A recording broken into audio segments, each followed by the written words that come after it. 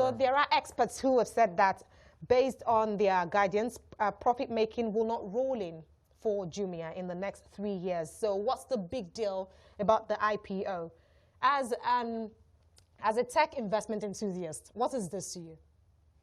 I think this is a good day for Nigeria and a good day for Africa. Jumia originally started in Nigeria, though it's an African company now. For those of us who invest in early startups in Nigeria, I think it's also a good day for us, because the biggest challenge we've had is that we have people asking us, how do you want to exit? How are you going to exit? But this is an exit. This is kind of an exit strategy for some of the people who invested early in Jumia. For Jumia itself, listing there gives the rest of us hope that some of the companies we've invested in locally will one day get listing, whether it's in New York or in London or even in Lagos.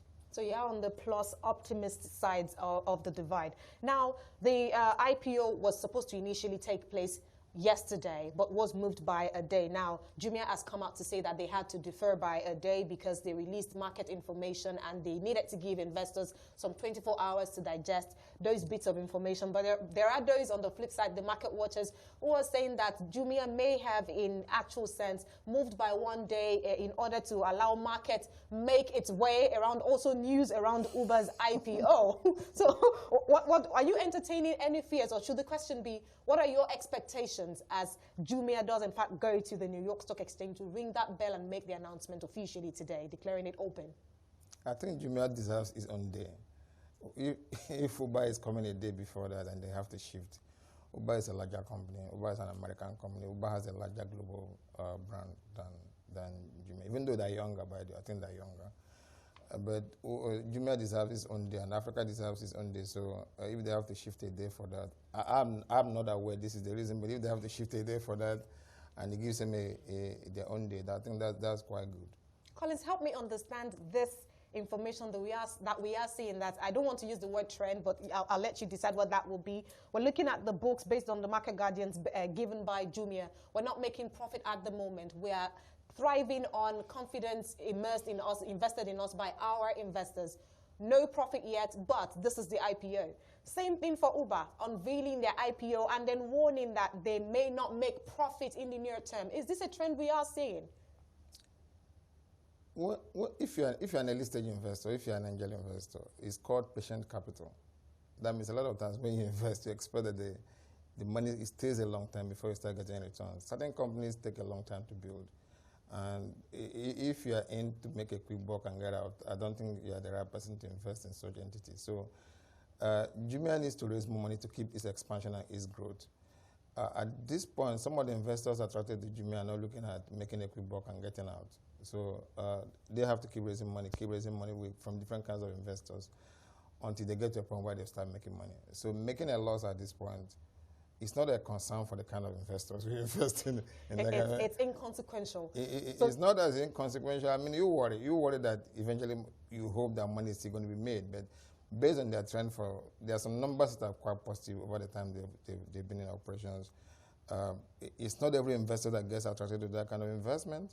But if you look at the models in the industry, if you look at Amazon, for instance, and Alibaba, and look at the time it took them to become profitable, you might find that Jumia is not in a bad territory. And there are analysts like yourself who keep comparing Jumia to the Amazon, saying it may be the Amazon of Africa. Now, Jumia says it reported a loss for the year 2018. It relies on external financing to compensate for the negative cash flow, and then obviously is relying largely on trust by investors. Like you've said, it's patient capital, and they're looking at market dynamics, like there's the consumers here, and there's in effect consumers. So it is a good prospect for them. But then bringing it back home to Nigeria, where e-commerce, Jumia exists in about, say, 7 countries? 14 are the last count. 14 countries, okay. So, but here in Nigeria, which is still as your largest market in Africa, e-commerce still accounts for only 1% of total daily sales. So we are going to have to begin to talk about moving that daily e-commerce sales from 1% forward if they are to actually get better books and better financing and returns and revenue. So how do we get from point 1 to point B, 1% e-commerce daily trade in Nigeria, Africa's largest market, which is the prospect for investors still trusting in Jumia's business? I mean, think about the way e-commerce has come. Commerce was 100% commerce before, physical commerce. So E-commerce is that it's moving to electronic platforms. And it takes a while, even in developed countries with better infrastructure. It took a while. I think China is at maybe 25% now. Nigeria at 1% is still low, but a lot of things will drive it to grow. Not necessarily by Jumia, but by the environment. One is that the population is a young population. People are moving online. Our internet infrastructure is getting better.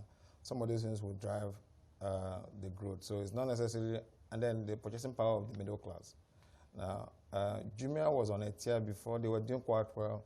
I think they slowed down at the point when there was a recession, and the Nigerian economy went down and affected the purchasing power for everybody.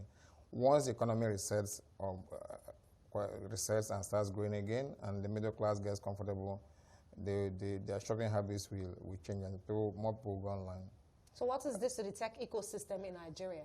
There have been talks around why not list in Nigeria, why go to the New York Stock Exchange? Is this strategic? What does this mean to the tech ecosystem for us here? I think there's a positive side, and there are some sides that we need to be concerned about. One is that why is it that Jumia, most of the people investing in Jumia are not local? Where is local money? I mean, there's a lot of local money in Nigeria. Why is it not getting into a Jumia when Jumia is still small? I think that's where you need to get concerned in. But once the company starts growing, it becomes money finds opportunities anywhere. So it's good that even foreign money is coming into the system. But my worry is when it comes into early and local people are not seeing these companies, it's a bit of a worry. And that's what Lagos Angel Network has been trying to do. We want to make sure that we popularize angel investing so that people can put money in companies when they're very small and still very risky. People in Nigeria are not used to investing. Risky being the key word for me. Small early stage investing is risky. But it has its reward. I mean, it has its reward. So, and there's a model that allows you to invest and mitigate your risk a bit. I think it's something they're working on to increase the number of people who are ready to invest at that level. Because what is happening right now is that a lot of local companies that get the initial money sometimes from outside. So a company today goes and gets money from New York or Silicon Valley, and they require that you register at the company in America. So those companies could start here and end up being seen as an American company because investors that invested in them want to see them. They want to see them having their accounts in those places. And maybe it's also about the volume of money that such investments are looking to see. In Jumia's case now, they're looking to raise between $200 million to $216 million and sell at $13 to $16 per share. At that level, I think it's okay for them to get money there because we might not have deep pockets at that. But there's a time Jumia might have been looking at for $100,000. I mean, locally we could have raised that. The Lagos Angel Network raised $100,000 for companies. So I wish that Jumia was one of the people that walked into the room when we were raising $100,000. Let's pause the conversation here and then